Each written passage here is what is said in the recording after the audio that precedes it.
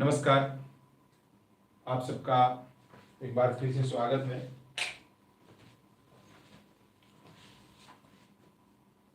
राष्ट्रकवि मैथिली शरण गुप्त जी की एक अन्यतम कृति है, प्रबंध काव्य है भारत भारती, जो आईएएस मेंस की मुख्य परीक्षा के पाठ्यक्रम में रखा हुआ है।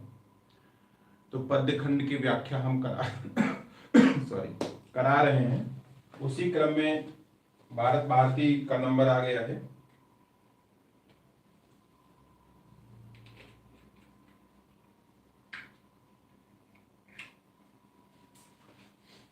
और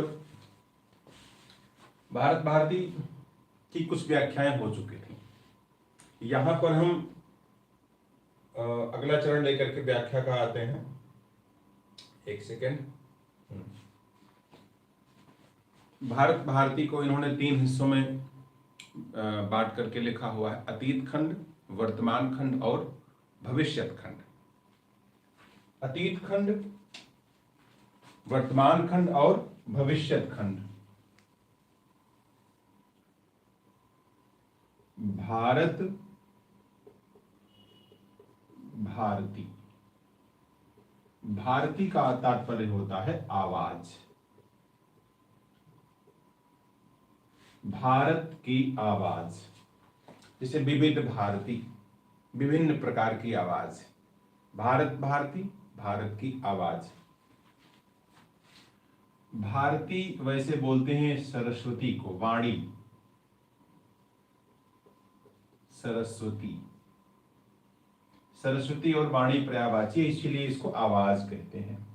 इसका शाब्दिक अर्थ है भा धन रति। भा माने होता है आध्यात्म, आध्यात्म में लगा हुआ, आध्यात्म, आध्यात्म रति। तो भारत को विश्वगुरु कहा जाता है। और जब कभी उपासना करते हैं तो पहले माँ भारती की बात करते हैं, यानी माँ बीड़ा पाणी सरस्वती की बात करते हैं। जो आपने सुना होगा तमाम जगह पे। एनीवे, जब भारत भारती, इसके डिटेल हम बता चुके हैं आपको इसके पहले के भागों में। जब भारत भारती का प्रकाशन हुआ 1912 में,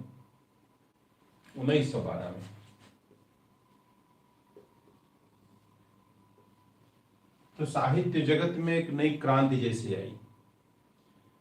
अब आपने सुना हो कि नहीं सुना हो, इसको अंग्रेज सरकार ने जब्त भी कर लिया था।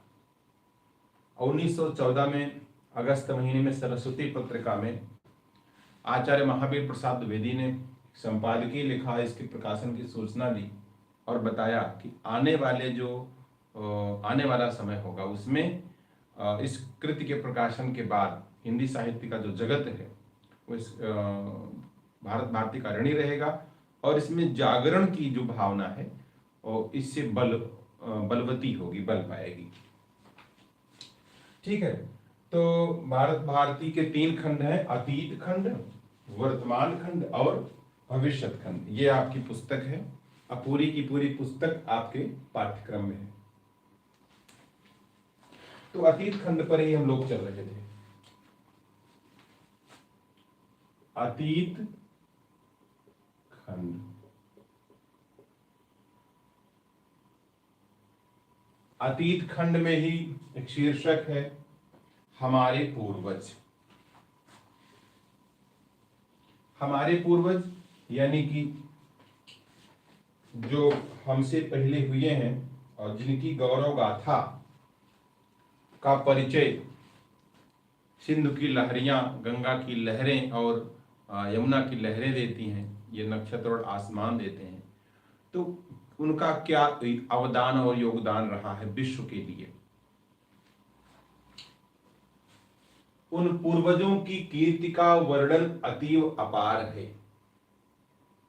गाते नहीं उनके हमी, गुण गा रहा संसार है। वे धर्म पर करते निछावर, तृण समान शरीर थे। उनसे वही गंभीर थे, बलवीर थे, ध्रुव धीर थे।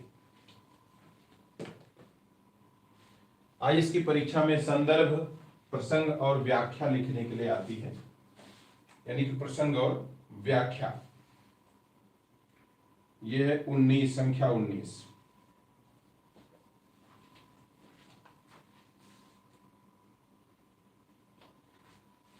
तो इसमें जो है ये जो प्रस्तुत पद है, राष्ट्र कवि मैथिली शरण गुप्त के चर्चित प्रबंध काव्य भारत भारती के अतीत खंड से लिया गया है। अतीत खंड, ठीक है, अतीत खंड से। और इस पद्य में जो आर्य हैं, आर्य यानी कि हमारे पूर्वज, आर्यों की गौरव गाथा का वर्णन है। देखो सरल भाषा मैंने बता दिया, ऐसे ही आप लिख दीजिएगा। तो उन पूर्वजों की कीर्ति का वर्णन, चलते हैं व्याख्या पर। व्याख्या, उन पूर्वजों की कीर्ति, कीर्ति माने होता है यश, कीर्ति यानी यश। उन पूर्वजों की कीर्ति का वर्णन अतीव और अपार है। अब आपको बता दें कि मैथिली शरण गुप्त जैसे कवि, जो हमारे प्रथम राष्ट्र कवि थे, कोई भी शब्द का इस्तेमाल करते हैं बहुत सावधानी से करते हैं। यहां लिखते हैं अतीव, अतीव यानी अत्यधिक, और अपार यानी कि जिसकी गाथा लिखते लिखते आप थक जाएंगे, अंत नहीं होगा। इसको बोलते हैं अतीव और अपार। गाते नहीं उनके हमें गुण गा रहा संसार है। हमी का मतलब भारतवासी। अपने पूर्वजों के गौरव का गान केवल हम ही नहीं कर रहे हैं, समस्त संसार गुण गा रहा है। तो संसार क्यों गुण गाएगा? कहीं कहीं संसार को इनकी महती देन है। जिस प्रकार के शब्द का इस्तेमाल हम कर रहे हैं, ऐसे शब्द का इस्तेमाल आपको परीक्षा में करना है, ठीक है।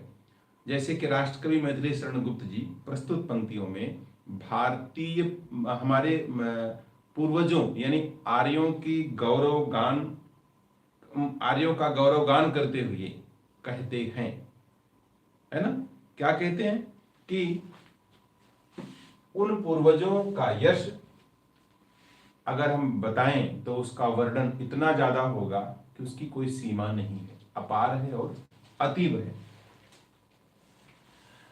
और उनके गुणों का गान हम भारतवासी ही नहीं, संपूर्ण संसार करता है।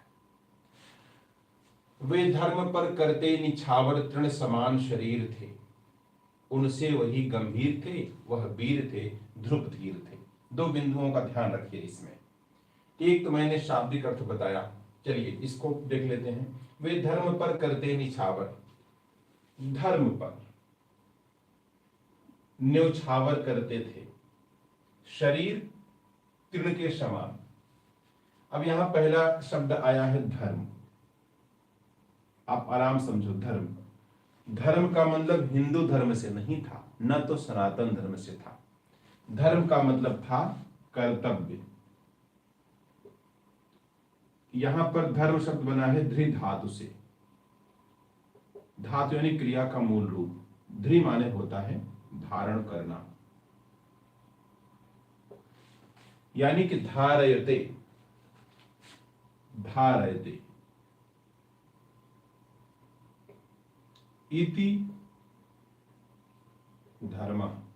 जब आप यहां धर्म का आशय लगाएं तो हिंदू धर्म या सनातन धर्म न लगाएं, यहां पर यह लगाएं कि जो हमारा करणीय था, जो कर्तव्य था, कभी उससे पीछे नहीं हटते थे हमारे पूर्वज, और उस पर न्यौछावर कर देते थे तृण समान शरीर। तृण माने होता है तिनका, तृण का ही तद्भव रूप है तिनका। किसका तिनका? घास का तिनका, घास का तिनका। तिनका कुछ ऐसे ही होता है ना, ऐसे ऐसे तिनका होता है, जमीन पर उगा होता है। तो जैसे तिनका आप जला दो तो कोई मोह नहीं होता आपको तिनके को जलाने में, घर को जलाने में मोह होता है। तो उसी प्रकार से शरीर को न्यौछावर कर देते थे। इस प्रकार के कई उदाहरण आते हैं हमारे शास्त्रों में। एक बार जो है महर्षि दधीचि ने अपने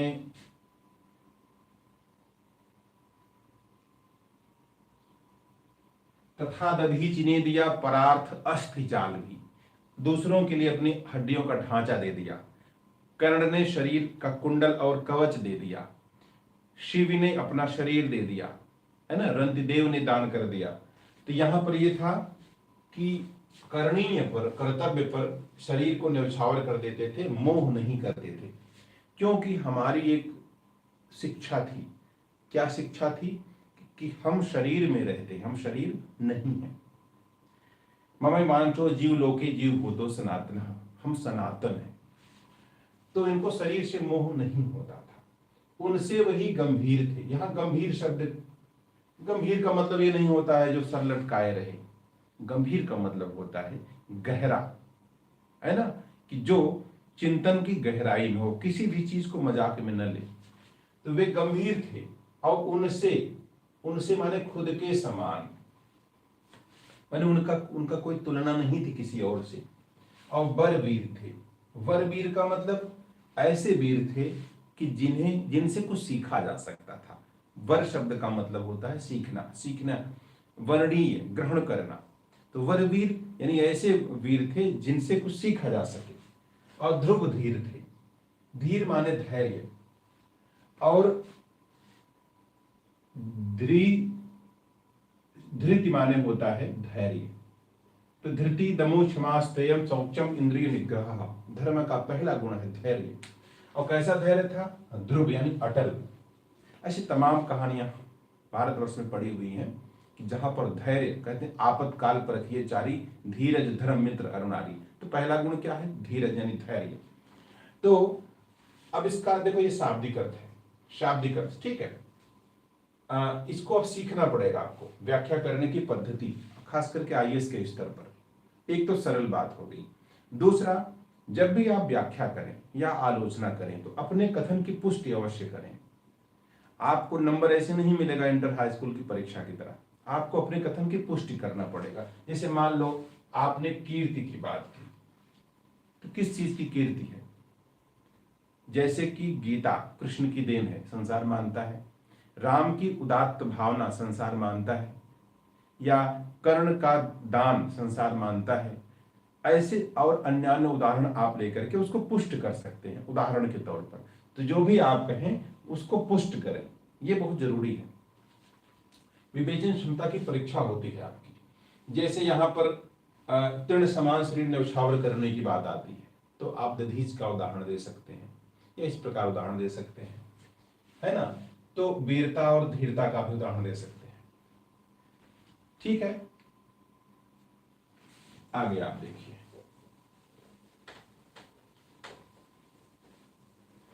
अब इसमें आपको लिखना है साहित्यिक सौंदर्य।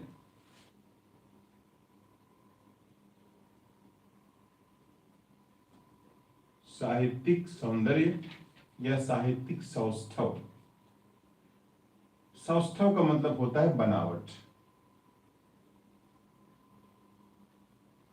जैसे आपके सामने हम खड़े हैं, तो हमारी रचना जो हुई है उसमें दो बातें ध्यान में रखने वाली। एक मूर्त यानी जो दिखाई पड़ता है, कैसे कपड़े हमने पहने हैं, कैसी सजावट।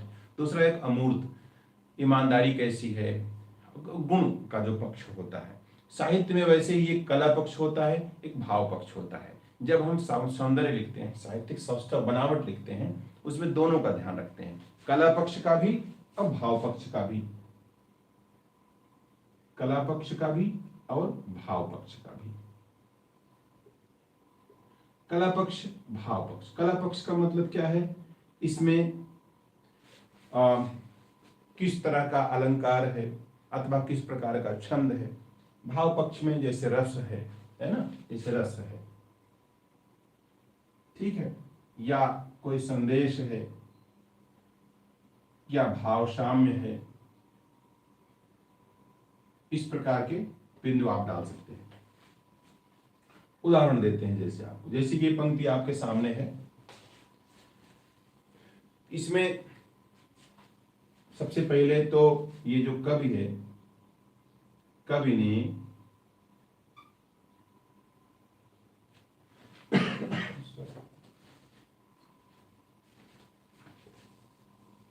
कवि ने भारतीय पूर्वजों को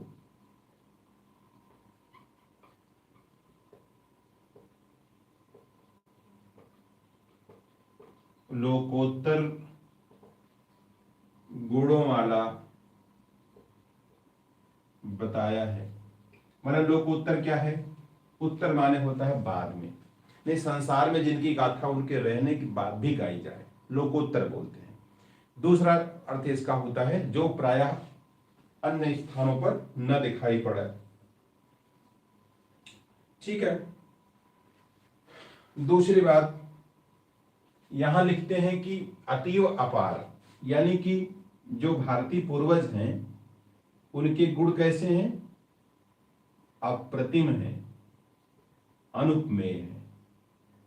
अनुपमेय, जिसकी उपमा आप नहीं दे सकें।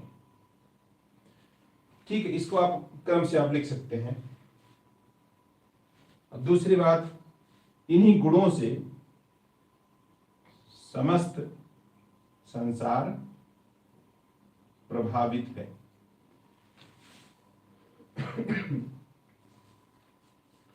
अब यहां पर लिखते हैं उनसे, उपमा है ना, और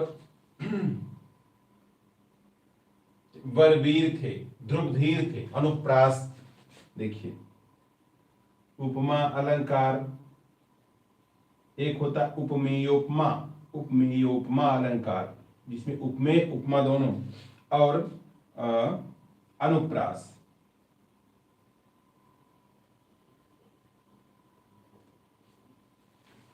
और इनकी कहने का तरीका क्या है, शैली क्या है? तो शैली है, अगर आपको कुछ समझ में न आवे तो आप लिख सकते हैं, सबकी बात नहीं, इसमें मुहावरेदार शैली, जहां पर निष्कर्ष पद्धति का उपयोग किया जाए। निष्कर्ष पद्धति माने ऐसी कोई पंक्ति कह दी जाए जो लागू होती हो, कवि का खुद का ही विचार न हो, बल्कि ऐसा माना जाता हो। इसे मुहावरा होता है, प्रचलित होता है।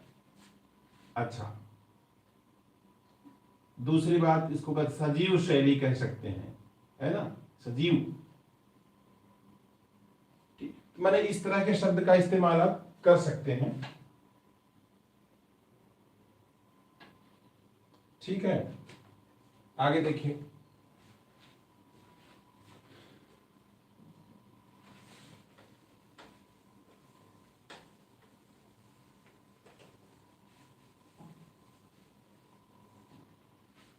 ये था आपका छंद संख्या 19। हाँ, एक बात तो बताया नहीं आपको, इसमें जो है हरिगीतिका छंद है, हरिगीतिका छंद। इन सभी में हरिगीतिका छंद है। हरिगीतिका छंद को पहचानने का तरीका है, हरिगीतिका हरिगीतिका हरिगीतिका हरिगीतिका हरिगीतिका हरिगीतिका हरिगीतिका हरिगीतिका। इसकी मात्रा को आप गिन डालिए, तो हरिगीतिका को 4 बार अगर कहेंगे तो एक पंक्ति पूरी हो जाएगी। चलिए, उनके अलौकिक दर्शनों से दूर होता पाप था, अति पुण्य मिलता था तथा मिटता हृदय का ताप था। उपदेश उनके शांति कारक थे, निवारक शोक के, सब लोग उनका भक्त था, थे वे हितैषी लोक के। इनका ये जो चारों पंक्ति है, पहले पंक्ति को आप पढ़ लीजिएगा। अब ये भारत भारती नामक प्रबंध काव्य से, यानी मैथिली गुप्त द्वारा रचित, और इसमें अतीत खंड, अवतीत खंड से शीर्षक, शीर्षक कौन सा है? हमारे पूर्वज।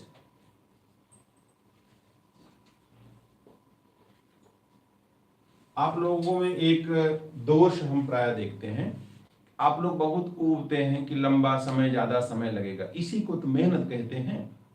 तो आप श्रम करो और सिलेक्शन ना हो तो आयोग का दोष है, लेकिन आप शॉर्टकट यानी आप मेहनत से बच रहे हैं तो सिलेक्शन कैसे मिलेगा? ठीक है, तो समय तो लगता ही है। चलिए, अब इसमें क्या बताया गया? उनके अलौकिक दर्शनों से दूर होता पाप था। ये चारों पंक्ति अगर आप पढ़ेंगे तो यही समझेंगे कि यानी कि प्रसंग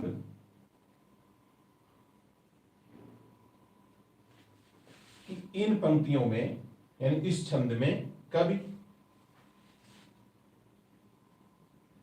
भारत के पूर्वज यानी भारतीय पूर्वजों के दर्शन मात्र से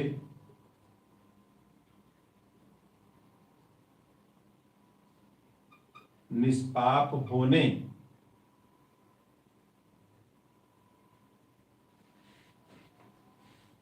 की बात कहता है ना? मैंने एक उदाहरण दिया सिखाने के लिए आपको। चलिए, उनके अलौकिक दर्शनों से दूर होता पाप था। यहां पर देखो एक शब्द है अलौकिक। गुप्त जी कहते हैं कि उनका दर्शन क्या था? अलौकिक। लौकिक माने होता है लोक में इक प्रत्यय लगा देते हैं। लौकिक कैसे बनता है? लौकिक बनता है जिसमें लोक शब्द में इक प्रत्यय लगाते हैं। इक प्रत्यय, लोक यह मूल शब्द है। लोक माने होता है संसार, लौकिक यानी सांसारिक, दुनियावी।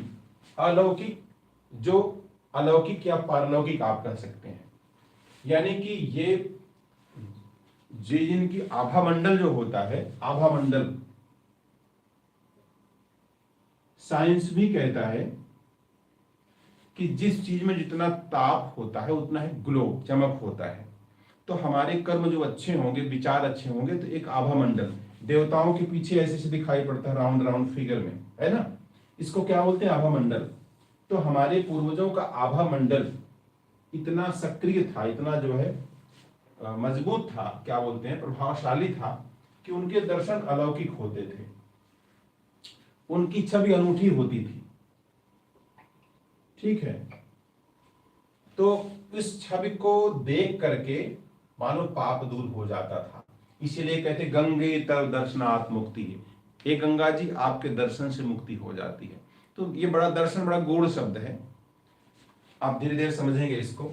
दर्शन का मतलब होता है दृश्य माने देखना, कि जब उसकी गहराई में आप प्रवेश करते हैं या उससे साक्षात्कार होता है आपका, तो जब दर्शन होता था ना, तो कहीं कहीं वाणी और व्यवहार का प्रभाव भी पड़ता था। ठीक है, अति पुण्य मिलता था तथा मिलता हृदय का ताप था, मिटता हृदय का ताप था। यदि उनके दर्शन आप करते थे तो पुण्य मिलता था, पुण्य ही नहीं अति पुण्य मिलता था, है ना? और हृदय का ताप मिटा, हृदय का ताप, हृदय की जलन। हृदय की जलन क्या है? इसको बोलते हैं मानसिक क्लेश, मन की कुंठा। इसी कुंठा को दूर करने के बाद होती है विकुंठा, कुंठा रहित अवस्था, इसी को बोलते हैं वैकुंठ। ठीक है, माने उन महापुरुषों के दर्शन से मन की जलन समाप्त हो जाती थी, कुंठा समाप्त हो जाती थी, है ना? मन निष्पाप निष्कलुष हो जाता था। उपदेश उनके शांति कारक थे, निवारक शोक के। शोक, शोक माने होता है कष्ट। ठीक है, और प्रायः शोक जो है मानसिक कष्ट है, मानसिक कष्ट को शोक बोलते हैं। अगर हाथ पैर में दर्द है तो उसको शोक नहीं कहा जाता, उसको दर्द कहते हैं, कष्ट कहते हैं ना। तो मानसिक कष्ट को आप शोक कहते हैं। तो यदि उपदेश उनकी आप सुनते हैं, उपदेश क्या होते हैं? उपधन देश, उप माने होता है समीप, और देश माने होता है स्थान। तो जो बात बतावे उसके नजदीक आप पहुंच जाओ। उपनिषदों की पद्धति में क्या था? उप माने समीप, निषद माने होता है बैठना, निषद धातु है। तो हमारे महापुरुषों की शैली ये थी, जो बताते थे तो हमें उसको सुन करके उनके दर्शन से एक स्तर प्राप्त होता था। इसके उपदेश शब्द का इस्तेमाल किया गया है। और उनके उपदेश कैसे थे? शांति कारक थे, शांति देने वाले थे और शोक का निवारण करने वाले थे। इस बात को पुष्ट करने के लिए उदाहरण आप ले लीजिए, जैसे अंगुलिमाल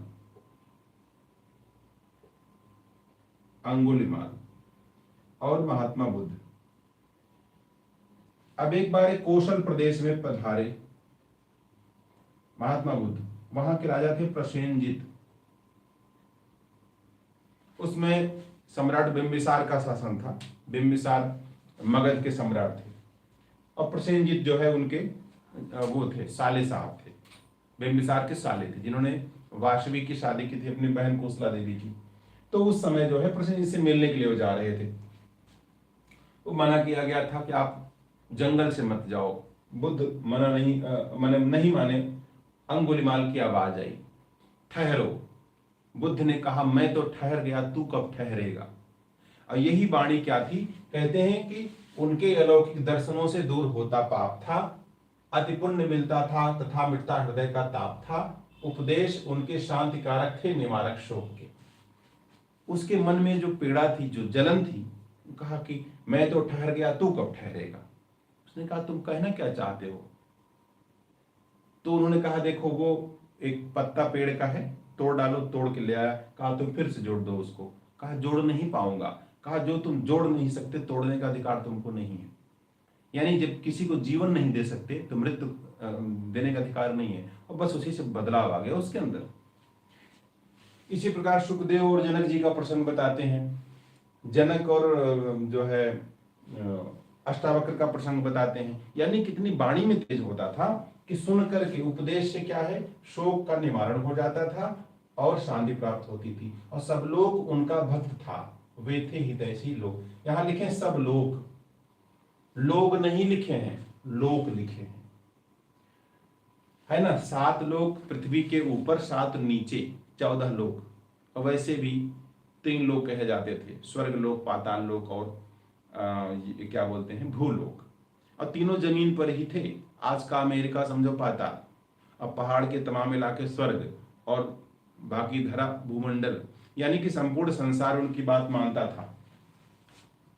और थे वे हितैषी, वे हितैषी थे, संसार के हितैषी थे, यानी कि भला चाहने वाले थे। ठीक है।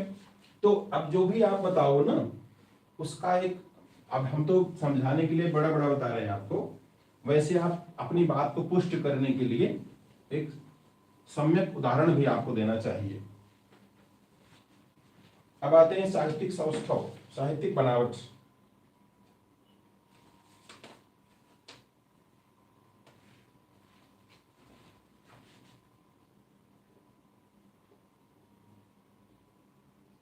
साहित्यिक सौंदर्य, देखो कौन कौन सा बिंदु दिखाई पड़ेगा।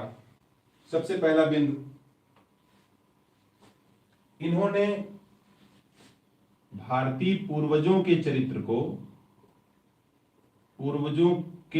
को हर तरह से उज्जवल कहा, हर तरह से उज्जवल कहा। अरे एग्जाम में भी आता है, शुद्ध शब्द क्या है? देखो ये उज्जवल, कि ये उज्जवल या ऐसे। तो शुद्ध अशुद्ध भी पहचानना आप सीखिए, ठीक है। हर तरह से उज्जवल था। और क्या आप इसमें बता सकते हैं कि पूर्वजों का जो व्यक्तित्व था वो दर्शनीय था, है ना। और देखिए उनका स्वभाव कैसा था?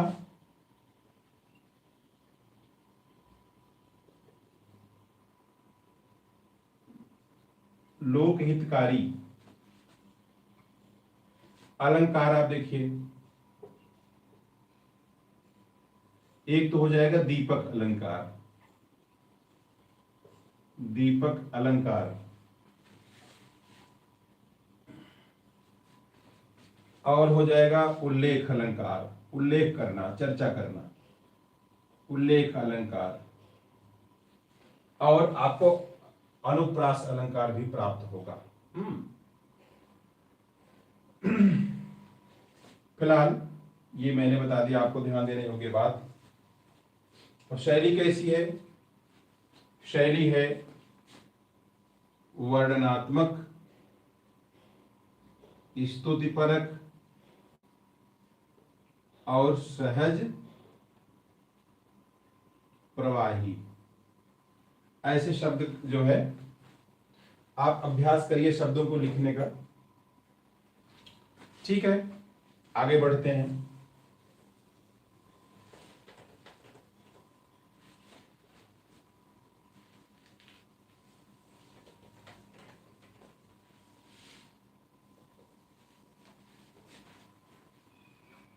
अजय, हेलो, नवीन, हाँ व्याख्या खंडन जो है करा रहे हैं। अनुराधा प्रणाम, खुश रहे। शशि कुमारी खुश रहिए, आप भी। नीरज खुश रहिए। ठीक है, आप पढ़ डालो, आगे आओ। देखो मैंने वहां पे आपको बता दिया, अब चलिए स्पीड पकड़ते हैं। लखते न अघ की ओर थे, वे अघ न लगता था उन्हें। वे धर्म को रखते सदा थे, धर्म रखता था उन्हें। वे कर्म से ही कर्म का थे नाश करना जानते, करते वही थे वे जिसे कर्तव्य थे वे मानते। देखो भाव बिल्कुल इसका सरल है। इसका मतलब है कि कभी अपने पूर्वजों को सच्चरित्र पुण्यवान बताते हुए, सच्चरित्र और पुण्यवान बता रहा है। ठीक है, चलिए अब इसकी व्याख्या देखते हैं। व्याख्या, लखतेन अघ की ओर, हमारे पूर्वज भूल से भी पाप कर्म में नहीं निवृत्त होते, माने लगते थे। अघ माने पाप, तो पाप कर्म में प्रवृत्त होना, प्रवृत्त होना। यहां तो स्थिति ऐसी हो गई है कि छोटे छोटे लाभ के लिए, देखो कोरोना का समय है और लोग कितना जो है मिसयूज कर रहे हैं, आप समझ जान सकते हो, है ना। सेवा भाव कई लोगों में नहीं रहता, कई लोगों में रहता है। लेकिन हमारे जो पूर्वज थे लखतेन अघ की ओर थे, न तो पाप कर्म में कभी प्रवृत्त होते थे, अघ न लगता था उन्हें, और न कभी पाप उनकी ओर देखता था। पाप का साहस नहीं होता था उनकी ओर देख लेने की। वे धर्म को रखते सदा थे, धर्म रखता था उन्हें।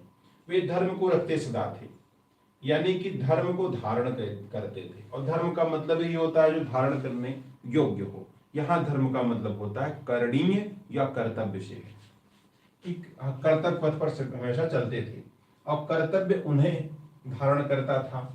वे कर्म से ही कर्म का थे नाश करना जानते, करते वही थे वे जिसे कर्तव्य थे वे मानते। जो लगता था उचित है वही करते थे और कर्म से कर्म का नाश करते थे।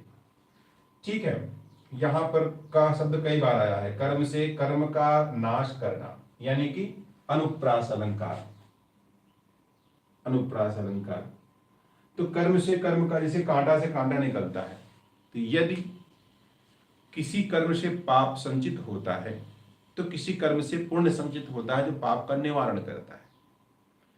तो कर्म से कर्म को काटना ये एक हकीकत है ना। और उनको एक कला पता थी, क्योंकि कुछ कर्म बाधक हैं, कुछ कर्म साधक हैं। तो कौन से कर्म बाधक हैं, कौन से कर्म साधक हैं, उनको पता था। अब इसकी व्याख्या अगर आपको करना हो तो आप गीता को कोट कर सकते हैं। गीता गीता कहती है कर्मणा च बोधव्यम, बोधव्यम च विकर्मणा, अकर्मणा च बोधव्यम, गहनो कर्मणा गति, कर्मणो गति।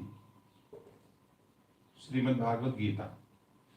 हे अर्जुन, कर्मणा च बोधव्यम, कर्म का बोध करो, यानी क्या करना चाहिए ये जानो। अबोधव्यम च विकर्मणा, क्या नहीं करना चाहिए उसको जानो। कर्मणा माने क्या, क्या करना, ये करनी। विकर्मणा क्या नहीं करना चाहिए। अकर्मणा कब कुछ नहीं करना चाहिए। तीनों को जानो। बोधव्यम, गहनो कर्मणो गति, कर्म की गति बहुत गहन है। इसी को लिखा गया कर्म, विकर्म और अकर्म, तीनों को जानना। ठीक है। तो गहनो कर्मणा गति, कर्म की गति बहुत गहन होती है। इनको पता होता था क्या करनी है क्या करनी नहीं है, और जो समझते थे उचित है वही करते थे। तो बेकार के कार्यों की तरफ भूल करके भी ध्यान नहीं देते थे। यानी कवि ने, एक एक बिंदु आप नोट कर लो इसमें।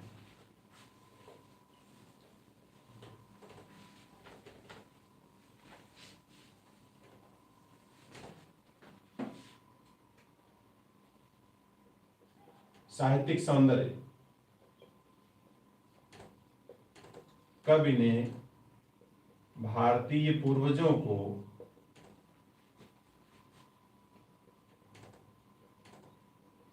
धर्म कर्म में प्रवृत्त और निष्पाप बताया है।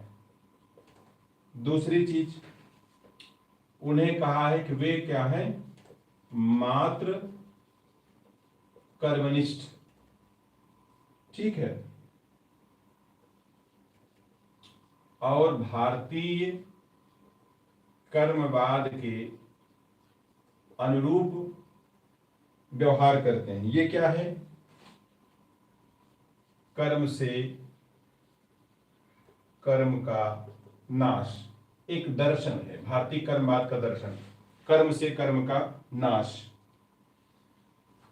ठीक है। अब इसमें एक तो है तुल्य योगिता अलंकार, है ना, तुलना करना। दूसरा उल्लेख अलंकार, उल्लेख अलंकार। और तीसरा है यमक अलंकार।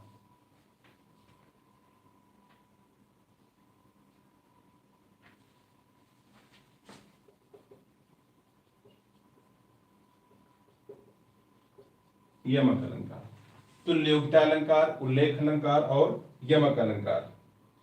और भाषा शैली कैसी है, शैली सानुप्रासिक और सहज। और इसको आप देखें तो तुलना भी की गई है, तो तुलनात्मक भी आप लिख सकते हैं। ठीक है। चलिए,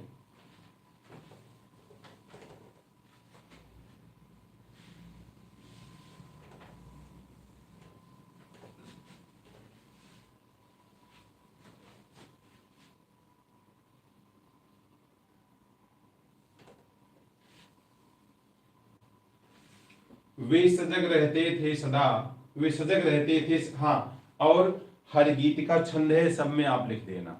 ठीक है। वे सजग रहते थे सदा, दुखपूर्ण तृष्णा भ्रांति से जीवन बिताते थे सदा संतोष पूर्वक शांति से।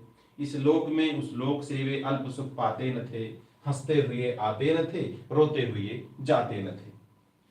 ठीक है, सुखे दुखे समय कृत्वा लाभा लाभो जया जयो, माने कि हमारे जो भारतीय पूर्वज थे वो हर तरह से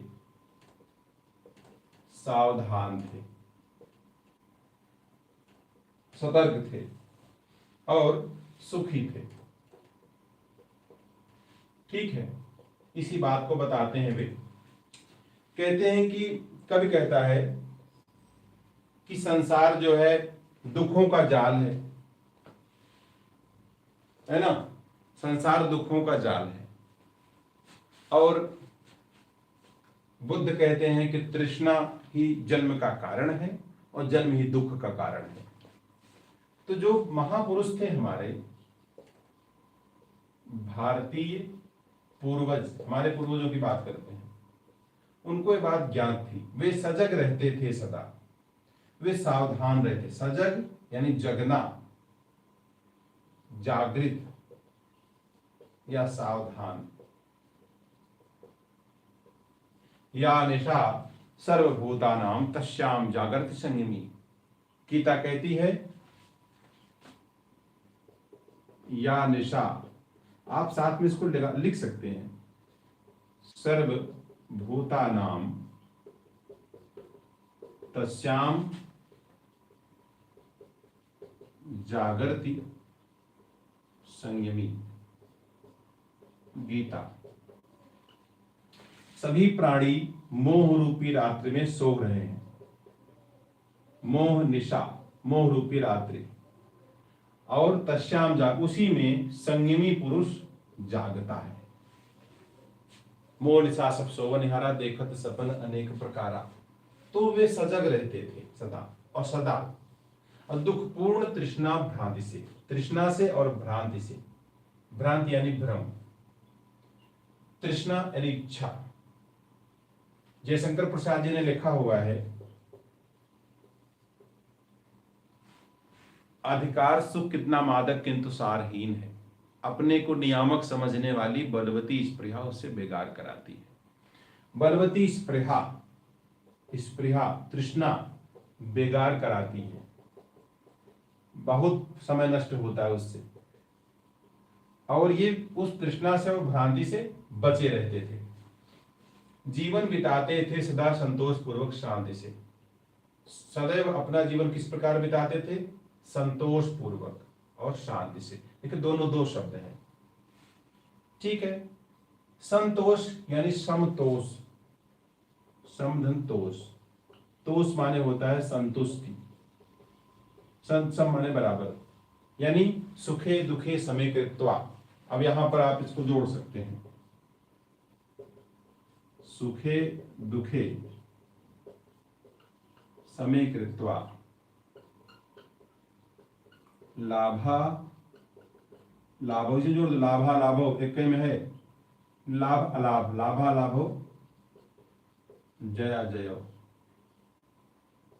गीता, सुख दुख में और लाभ हानि में, लाभ अलाभ में, जय अजय में एक समान रहना, ये गुण था इनके पास, संतोष पूर्वक शांति से। इस लोक में उस लोक से वे अल्प सुख पाते न थे, हंसते हुए आते न थे, रोते हुए जाते न थे। तो लोक परलोक में दोनों में उन पूर्वजों का जीवन अत्यधिक सुखी रहता था। अल्प माने होता है कम, अल्प माने कम। इस लोक में यानी कि मृत्यु लोक में, उस लोक में यानी कि परलोक में। अब हम इसको स्वर्ग लोक नहीं कह रहे हैं, नरक है कि स्वर्ग, इसको आप जानो। तो मृत्यु के माने देह धारण करने पर और देहांतर अवस्था में, दोनों अवस्थाओं में वे सुखी रहते थे। अगर कल्पना हो कि यहाँ पर स्वर्ग है या इस प्रकार से होगा मरने के बाद, उससे कम सुख नहीं था इनको यहाँ पर। अगर बस शांति समत्व आ जाए बस। हंसते हुए आते न थे, यानी कि उनका जन्म और मरण दोनों सार्थक होता था, आना और जाना, जन्म मरण दोनों सार्थक था। हम जो बोल रहे हैं आप उसी को ले सकते, ठीक है। अभी मैंने जो आपको श्लोक बताए हैं इसको आप भाव साम्य में लिख सकते हैं। गुप्त जी को सब ज्ञान तो था ही।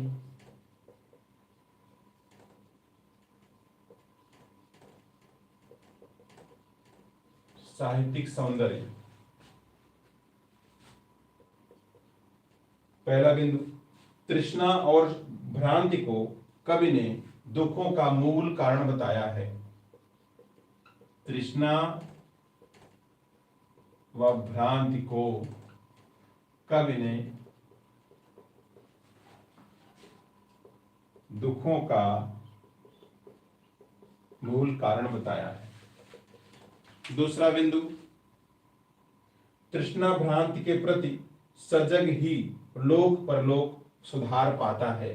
कहते हैं कि सजग रहते थे और लोक परलोक दोनों में सुख प्राप्त करते थे। यानी इनसे जो सजग रहता है उसी का लोक परलोक दोनों सुधरता है। लोक माने इहलोक, परलोक यानी दूसरा देहांतर अवस्था। इसमें एक तो वर्णन अलंकार है, दूसरा उल्लेख अलंकार है और तीसरा अनुप्रास अलंकार है।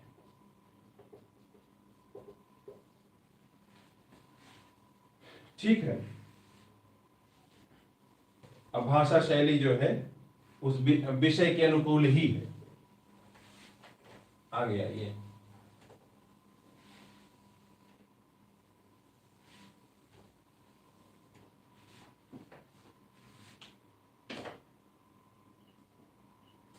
जिनकी अपूर्व सुगंध से इंद्रिय मधुप गढ़ थे हिले, सद्भाव सरसीज बर जहां पर नित्य रहते थे खिले, लहरें उठाने में जहां व्यवहार मारुत लग्न था, उन्मत्त आत्मा हंस उनके मानसों में मग्न था। सबसे पहले तो आप देखो रूपक बार बार है, इंद्रिय मधुप गण, इंद्रिय रूपी भंवरे या भंवरों का समूह। यहां कहते हैं सद्भाव सरसिज, यानी कि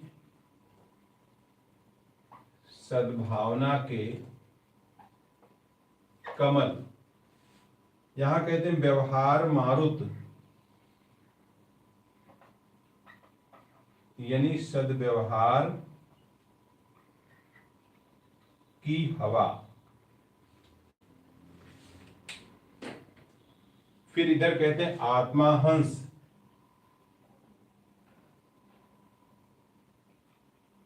आत्मा रूपी हंस। तो 1 2 3 4 यहां पे हो जाएगा आपका रूपक अलंकार, रूपक अलंकार। और कैसा रूपक? सांग रूपक अलंकार हो जाएगा यहां पर। आगे देखिए, जिनकी अपूर्व सुगंध से, तो यहां पर क्या कवि क्या कहना चाहता है? कवि कहना चाहता है कि मान सरोवर में मोती चरने वाले हंस का रूपक बांध करके पूर्वजों की महान आत्मा, उनके महान गुण कर्मों का वर्णन कवि कर रहा है। क्या कह रहा है कि सद्भाव का कमल, ठीक, सद्भाव का कमल, सद्भावना के कमल पर इंद्रिय रूपी भंवरे मंडराते रहते थे सुगंधि से, अपूर्व सुगंधि से, है ना। सद्भाव सरसिज, नित्य रहते थे खिले, और लहरें उठाने में जहां व्यवहार मारुत लग्न था, और सद्व्यवहार की हवा उसमें लहरें उठाती थी, सुगंधि जो है, और उच्च केंद्रों में जाती थी या फैलती थी। उन्मत्त आत्मा हंस उनके मानसों में मग्न था। यहाँ आत्मा हंस बहुत सावधानी की बात है। ये जो आत्मा हंस की बात इन्होंने किया, अभी आप अर्थ समझ लो, शाब्दिक अर्थ बताते हैं। आत्मा हंस, हंस एक ऐसा जीव होता है जिसके पार होता है नीर, क्षीर, विवेक। नीर माने पानी, क्षीर माने दूध। जो जल और दूध को अलग अलग कर ले, अलग अलग कर ले। कहते हैं कि मानसरोवर में जो हंस रहते हैं मोती चुनते हैं, मुक्तान यानी मोती। हम हंस हैं मानसरोवर के, मुक्तान चुने भवभीति विसारे। हम मोती चुनते हैं और संसार जनित भय को दूर कर देते हैं। तो आत्मा रूपी हंस उनके मानसों में, मानस माने मानसरोवर, मानस यानी मानसरोवर यानी मन रूपी तालाब। मन रूपी तालाब में आत्मा रूपी हंस यानी विवेकी आत्माएं।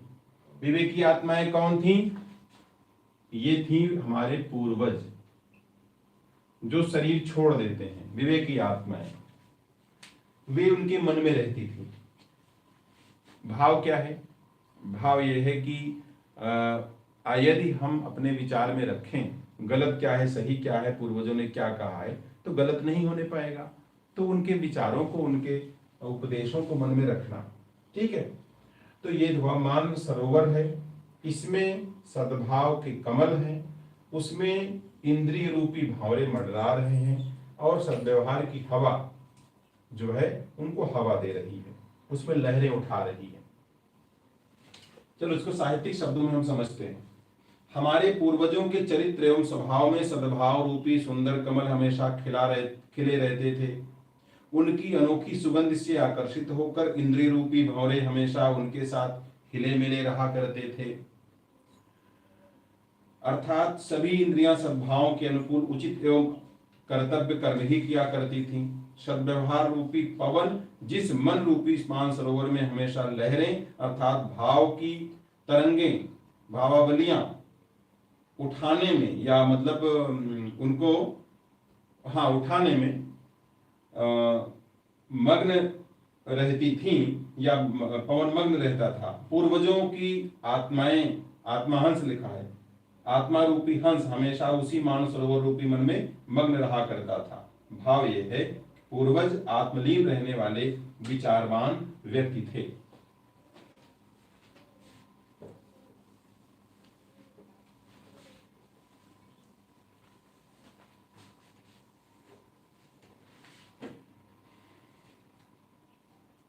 यहां पर जो है आप साहित्यिक सौंदर्य आप नोट करिए।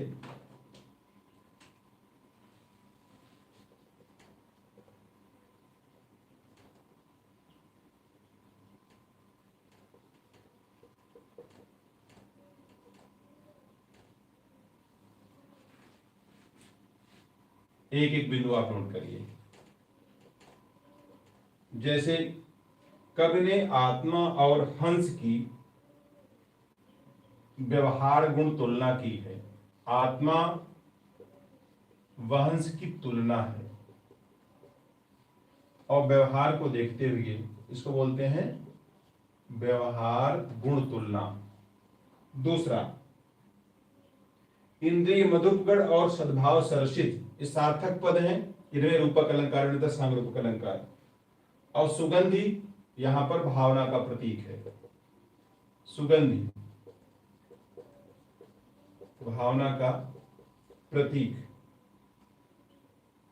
अब भाषा शैली कैसी है? वो अलंकृत है, भाव के अनुकूल है और उचित ही है। सुनीता, नेट की क्लास तो चल रही है, अब आपको न दिख रही हो, नेट क्लास चल रही है और क्लास लेंगे आपको दिखाई भी पड़ेगी। चलिए आप देखते रहिए। डॉक्टर प्रिया अग्रवाल नमस्ते, खुश रहिए, नमस्ते। मधु सिंह हेलो।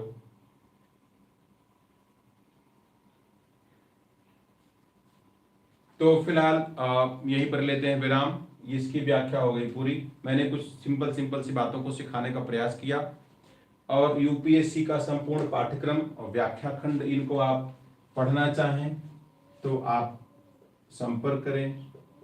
8303406738 8303406738। ठीक है, यहाँ पे आप मैसेज भी कर सकते हैं, ये व्हाट्सएप नंबर है।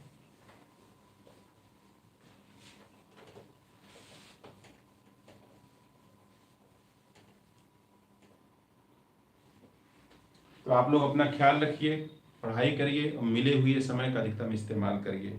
नमस्कार, जय हिंद।